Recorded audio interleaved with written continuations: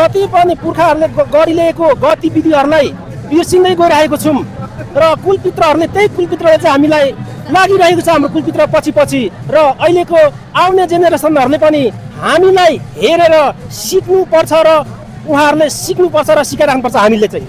मेरो दाइलाई यहाँनिर मैले गोकर्ण जङ्गलमा भेटेको छु। सो दाइ हजुरको शुभ नाम? मेरो नाम चाहिँ भवि चामलिङ राई हो हजुर। हजुरको घर कता पऱ्यो नि? मेरो खोटाङ जिल्ला खोटाङ गाउँपालिका 6 नम्बर इन्द्रेन पोखरी पऱ्यो हजुर। वास्तवमा साकेला भनेको के हो यसो सरल भाषामा हो यसको डेफिनेसन गरिदिनु है। वास्तवमा यो हामी किराँतीहरूको चाहिँ साकेला भने चाहिँ हामीले परम्पराकालदेखि पुर्खैदेखि मनाइ आएको पुरानो मौलिक रीतिरिवाज हो र हामी चाहिँ यो वर्षमा 2 पल्ट मनाउने गर्छौँ। यो चाहिँ अब उभौली हो।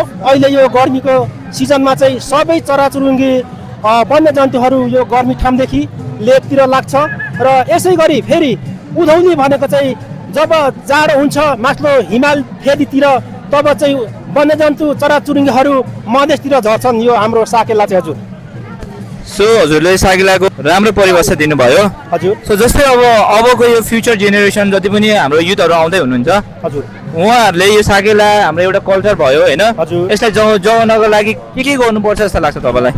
हामीले चाहिँ विशेष कुरो गरेर भन्नुपर्दा हामीले जति पनि पुर्खाहरूले गरिरहेको गतिविधिहरूलाई बिर्सिँदै गइरहेको छौँ र कुलपित्रहरूले त्यही कुलपित्रले चाहिँ हामीलाई लागिरहेको छ हाम्रो कुलपित्र पछि पछि र अहिलेको आउने जेनेरेसनहरूले पनि हामीलाई हेरेर सिक्नुपर्छ र उहाँहरूले सिक्नुपर्छ र सिकाइराख्नुपर्छ हामीले चाहिँ।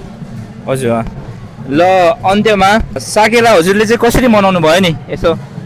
साकेला चाहिँ मैले यो उभौली पुग्ने भन्छ हाम्रो किराँतीहरूको भाषामा चाहिँ एलेदोङको चाहिँ हाम्रो चाहिँ 2086 हो।